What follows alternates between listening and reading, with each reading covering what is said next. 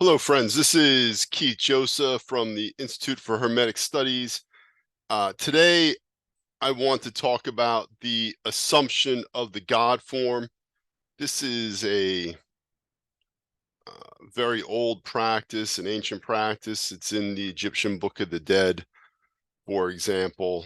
Uh, I would call it a theurgic practice, theurgy meaning just simply God work or work of God. And I want to talk about this practice today because at the Institute, we have proposed that there are three major practices for our time and place: the assumption of the God form, the inner fire, and lucid dreaming. And in the future, I will try to make a video about those others as well. But the assumption of the God form, uh, we're proposing is a crucial practice, does potentially does some of the work that you might do with Kabbalistic path working or ordering the elements within your own psyche. This is another way of balancing the self and developing capacities and energies that are associated with the different gods that you might embody. And I would also propose that Mark Stavish from the Institute has kind of innovated on the assumption of the God form, and I wanted to highlight some of that as well. So at the Institute, if you followed our work, we often talk about these four levels of the path. The first is the outer exoteric level. This is the things like the Ten Commandments, things that you would learn in Sunday school, church. Sometimes even in the comments, people will post things like Christ is Lord, things like that. Those are exoteric teachings or outer order teachings. They lack the kind of depth of the inner life, but a well-formed outer order or exoteric teacher should lead you to an inner practice, and that would be an esoteric or inner practice. And exoteric meaning like the word exit, and then esoteric would be inner. So, for example, the rosary is an inner practice. You're doing it within yourself. The prayer is within yourself. If you imagine the scenes of the mysteries, this is all internal practice. And then initiatic practice is where you're on the path of return proper, and you're traversing the path. And the goal, if you think about it Kabbalistically, the initial goal would be Tipperith, where you're in communion with your higher self, holy guardian angel, things like that. And then the supreme or ultimate teaching would be a non-dual teaching where you're approaching Kether or beyond. We'll leave that to the side for now. But the assumption of the God form is an important practice, not only for the reasons I mentioned earlier, that you can balance and develop your own capacities and energies, but it does lead to the ultimate teaching as well. And here I just have images of paths that lead to the ultimate teaching. So in the Tantra tradition, you might have something like the non-dual Shaivism. That's the image there. And then the image of Thoth. This is what we're talking about when we talk about something like the Liturgy of Hermes. And then if you are interested in Christian mysticism and Christian Hermeticism, when Jesus says things like, when you see me, you see the Father, or I and my Father are one, this is the supreme teaching, the ultimate teaching. And the trick, of course, is to realize that he's not saying those things so that you worship him, but so that you become like him. Remember, he also says, you see these wonderful things, but you'll do even greater things than what I have done. So the other aspect of the assumption is overcoming the limitations. Remember, when we incarnate, we are limiting the divine as we get more and more into the material world. And so the assumption is the assumption of God form is a theurgic practice in the sense that we're trying to go in the other direction. Um, and here, this is from an essay that Mark wrote. The adept seeks to be among the heroes, the children of the gods, and that can only be by invoking and embodying the power of the gods while on earth. It's just so that we're clear on our ideas here. To assume something is to accept it without further proof. Um, we're assuming the God form. We're taking on the appearance, at least in our imagination, of the God and the God's characteristics. That's ideally what we're doing. I mentioned that Mark, I think, really innovates on this practice, the assumption of the God form practice. And so that's what I'm driving at in this slide, is that we could imitate saints and magicians. We could read their biographies, we can learn about them, and we could try to order our lives like them. This also takes place in literature. When I was young, I read On the Road, for example, by Jack Kerouac, and really was enamored, like many, I guess, young men that read that book, with the character of Dean Moriarty, and tried to act that way often, whether purposely or it was just something that was in my mind. And one of the difficulties that we have as living in the modern epoch, a very secular age, is that the furniture of our unconscious or even our conscious mind is not filled with stories of myths and heroes and legends and even the Bible. The secular education, it's getting way worse now. You may not even read the Greek myths in school anymore. So um, having those ideals is really helpful. The other ways that we can assume the God form would be by studying myths, the myths of the heroes, the myths of the gods, and seeking ideals for ourselves to live up to. Um, the assumption can be a formal practice where it's ritualized and you're very purposefully assuming one God's identity, like we do in the liturgy of Hermes. But it could also be less formal, and that's where I think Mark has really innovated. And if you are involved with the Institute and checking out our materials, you'll see that's what's happening. Um, and so here I also mentioned that biography, even the biographies of men or women that you admire, you want to be like, whether it's in business or in music. Um, that's another way of approaching this practice. And I also mentioned shape shifting is kind of a classic example of this practice as well, right? Becoming like a certain animal for a certain reason, usually when hunting or tracking or something like that.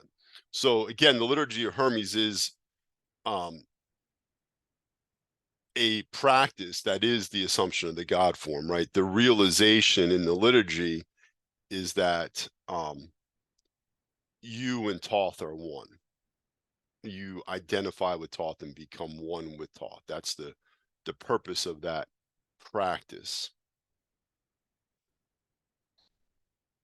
I had here, I won't play this video, but I'll link it in the description. Mike Tyson, there's this video that you might have seen on the internet where he at the end of his at the end of a fight, he says, "I am Jack Dempsey. I am Sonny Liston, I am Alexander, I am a conqueror. And you can see that that stuff is right on the top. It's at the forefront of his imagination and his mind. He just says it right off the top of his head after winning the fight. And he is doing that practice, the probably the informal practice, but he is doing that practice that we are describing. And I'm going to see if I can avoid playing this. I cannot.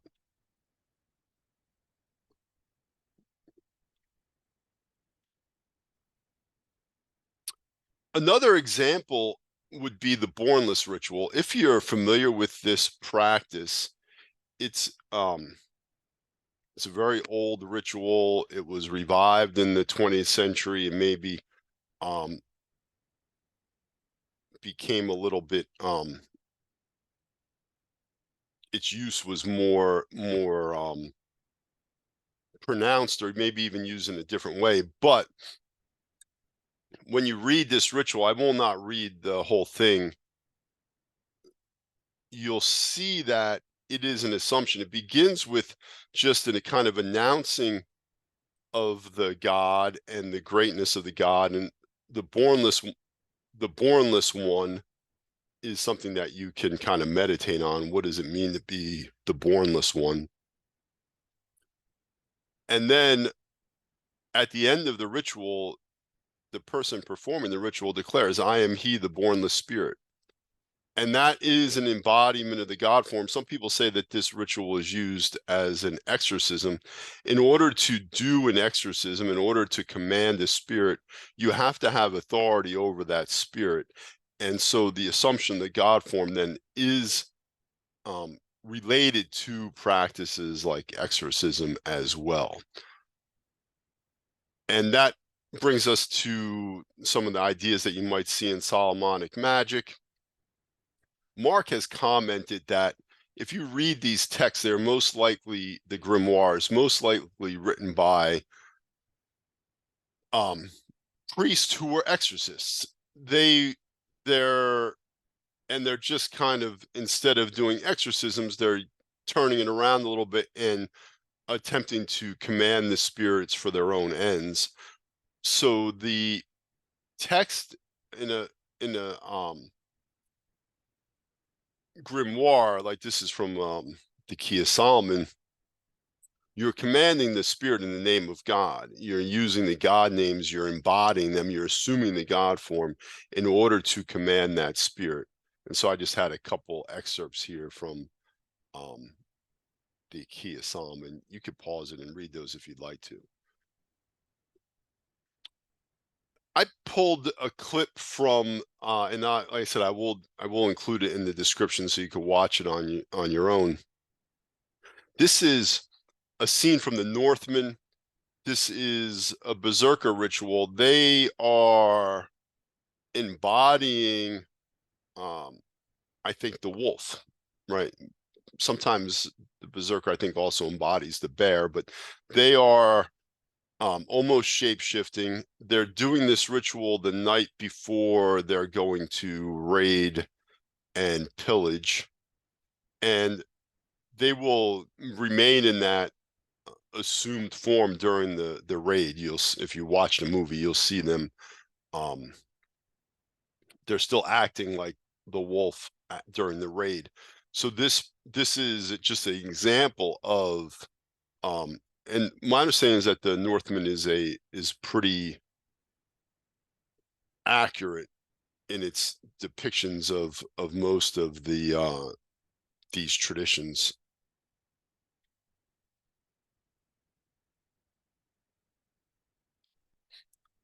And then the Corpus Hermeticum has sections that Mark often highlights where you assume the God form, you imagine yourself to be like God. And this is one that Mark often points us to consider, right? The instruction here is just to imagine that nothing is impossible, to imagine that you are deathless, imagine that you're able to know everything, because you can only know God if you're like God. You can only be loved by God if you're like God. And so at the end here, if thou knowest all these things at once, all time, place, doings, qualities, and quantities, thou can know God. It's another example of this practice. And then the Golden Dawn revived the practice of the assumption of the God form. It's in the big book that Regardie published. And if you look at like the neophyte ritual, for example, you'll see that during that ceremony, during that initiation ceremony, the presiding officers will assume different God forms. And if it's done well, if those initiators are actually adepts, then the ritual will be very, very powerful. You'll be initiated by the gods themselves. As an aside, an interesting, just something I was thinking about, in the Catholic Church, you go to confession or you receive communion from a priest. That priest is supposed to be acting in the place of Christ. So you're not confessing to the priest, you're confessing to Christ. And this is why it doesn't matter if that priest is not actually a holy and pious man, right? It doesn't matter because you're not confessing your sins to him. You're confessing to Christ. So he actually is supposed to be assuming the God form during the Mass and during the sacraments. This is in the this is called the analysis of the key word, and you assume these kind of postures, which are God forms, right? They're postures that the God takes. This is a way that you can meditate and assume those God forms, right? It's a practice that you can do where you actually take the physical form, and that assists your imagination. So this is something that Mark has said. Another example of an assumption of the God form, excuse me, this is something that Agrippa said that Mark has highlighted. A way of approaching this would be to approach the saints because they're more like us. And that's what Agrippa says, right? The saints are easier to approach as models and teachers of the tradition because they're also human. They're not so distant from us. They're not so different from us.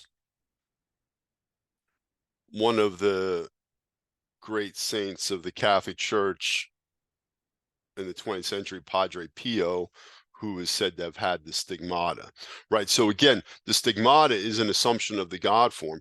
The stigmata is the body taking on the wounds of Christ, right? So this is, in the case of Padre Pio, a man who's really committing himself to Christianity and to the devotion to the deity, to the incarnation of Christ and becoming like him.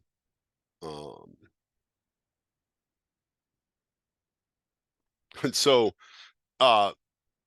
you might see these evangelical kids talk about what would Jesus do. That is also a practice of assuming the God form, imagining yourself doing what Jesus would do in a certain circumstance.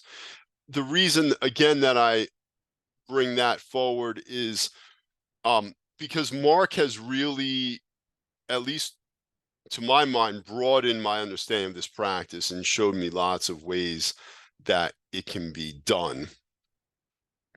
This is a clip of Beyonce speaking on the Oprah Winfrey Show. I won't play it, but like I said, I'll link it. She has this alter ego she calls Sasha Fierce, and if you listen to this, you'll say that that's a character that I step into and become, and that's what allows me to perform and to do things that it gives me a lot of confidence, right? Becoming that character allows me to perform and do things that I otherwise might not be comfortable or confident enough to do.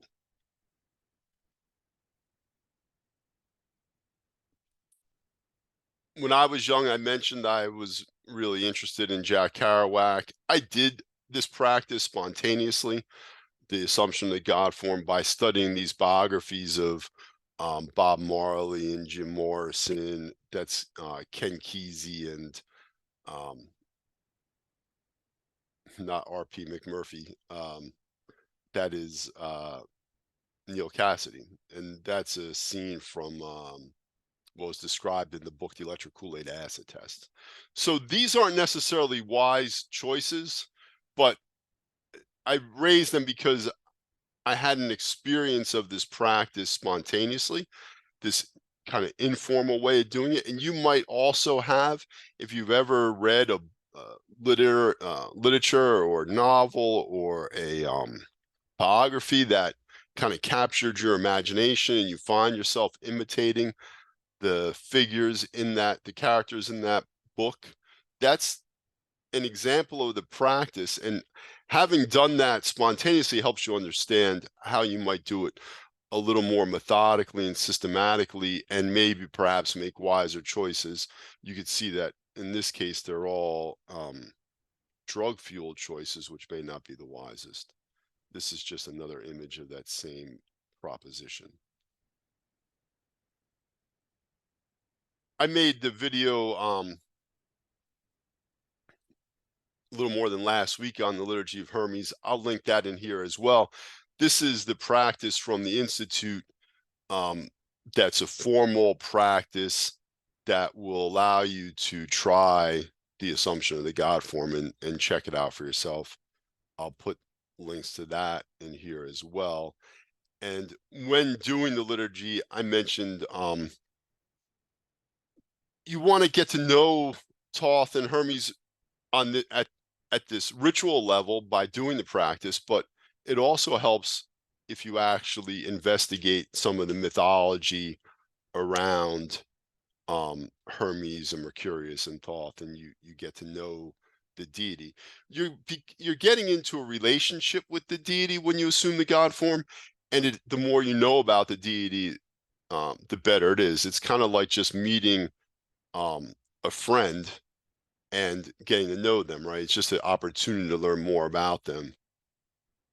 Even if your own experience, which will be maybe a little different or will add to things that you might get out of these books.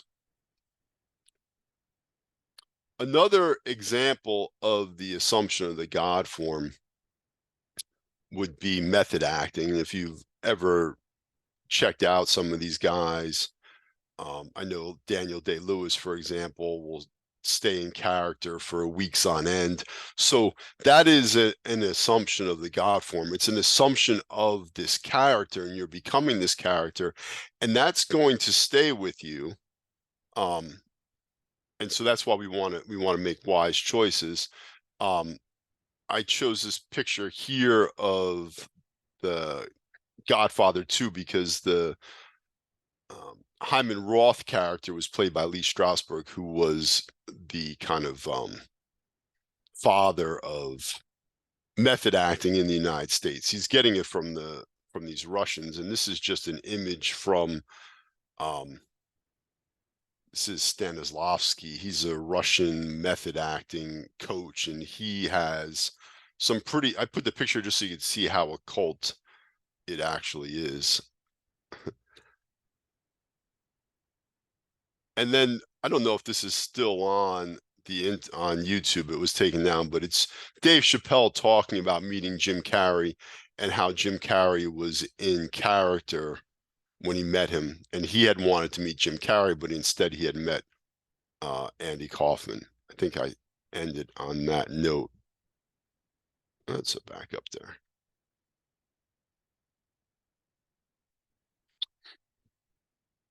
The last thing that I would say about the assumption of the God form, this phrase "I am." Remember when Moses asks God for a name. He says, I am that I am, or just I am.